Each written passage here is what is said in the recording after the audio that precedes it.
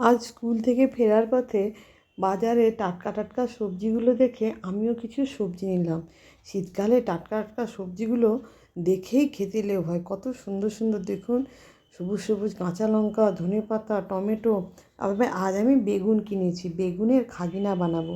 বেগুনগুলোকে তাই লম্বা লম্বা ভাগ করে দেখে নিলাম এতে পোকা টোকা আছে কি না। এবার বেগুনগুলোকে পুড়তে দিয়ে দিলাম। তবে অনেকে না তাওয়ায় দিয়েও ভেজে নেয়, কিন্তু আমার পোড়াটাই খেতে ভালো লাগে, কারণ পোড়ার একটা ভালো স্মেল পাওয়া যায়। আমি এদিক ওদিক করে বেগুনগুলোকে ভালো করে পুড়ে নিয়েছি, এবার রেখে দিয়েছি একটা জায়গায়।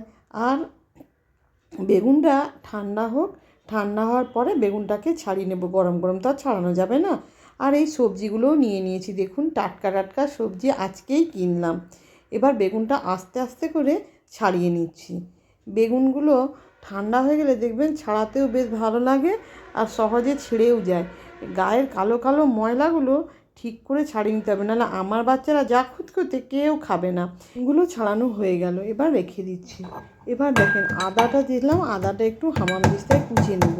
কুচো হয়ে গেলে বেশ সুন্দর হয়ে যাবে, কুচোনোর থেকে একটু হামানদিস্তায় কুটে নেবে, বেশ ভালো লাগবে। রসুনগুলোকে জলে ফেলে দেব, সহজে ছাড়ানো হয়ে যাবে। এবার পেঁয়াজগুলো দেখুন এইভাবে কেটে নিয়েছি। এই যে রসুনগুলোকেও আমি কুচি কুচি কুচি কুচি করে কেটে নিচ্ছি। পেঁয়াজ, রসুন, আদা সব হয়ে গেল। এবার কাঁচা লঙ্কা, এইটাতে শুকনো লঙ্কা দেব না, কাঁচা লঙ্কা দিয়েই করব। টমেটোগুলোও কেটে নিচ্ছি। মোটামুটি সবজিগুলো আর ক্যাপসিকামগুলো এইভাবে চৌকো চৌকো করে কাটবো। হ্যাঁ, আটাটাও আমার প্রায় মাখা হয়ে গেছে, রুটি দিয়ে খাবো তো, মোটমাট সব তৈরি। এবার আমি গ্যাসে কড়াই বসিয়ে দেবো। কড়াইয়ের উপরে সর্ষের তেল দেবো, সাদা তেলে কিন্তু রান্না করবেন না। সর্ষের তেল দিয়ে সর্ষের তেলটা কড়াইয়ের গায়ে ভালো করে মাখিয়ে দিলাম।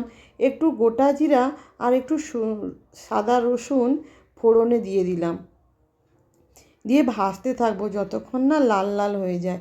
বেশ লাল লাল করে ভাজা হয়ে গেলে এবার আমরা যে আদা কুচিটা রেখেছিলাম সে আদা কুচিটাও দিয়ে দেবো, আর ক্যাপসিকামটাও দিয়ে দেবো, দিয়ে আবার নাড়তে থাকবো যতক্ষণ না ক্যাপসিকামের সবুজ রঙটা চলে যায়।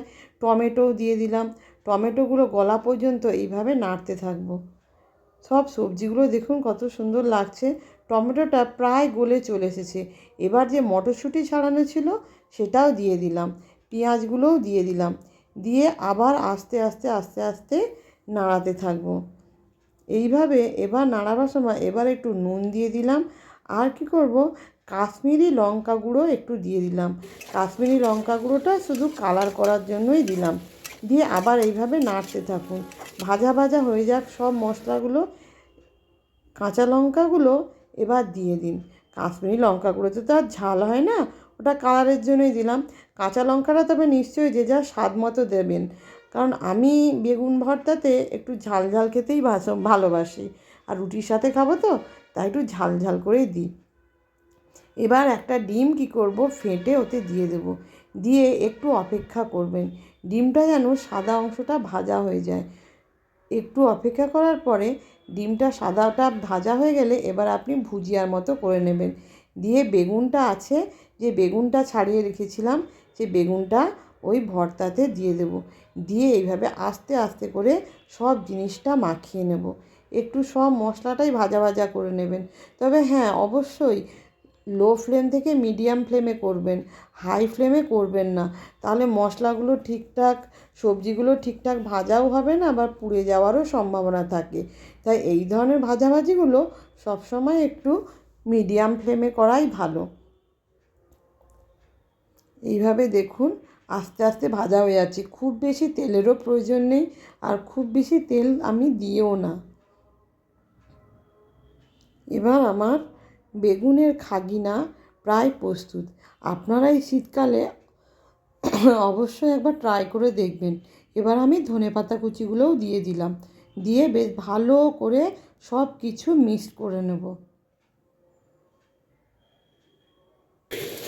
সব কিছু মিক্সড হয়ে গেছে, এদিকে আমার রুটিটাও শাঁকা চলছে। আমি গমের আটা রুটি করেছি। শীতকালে কে কে রুটি খান জানাবেন।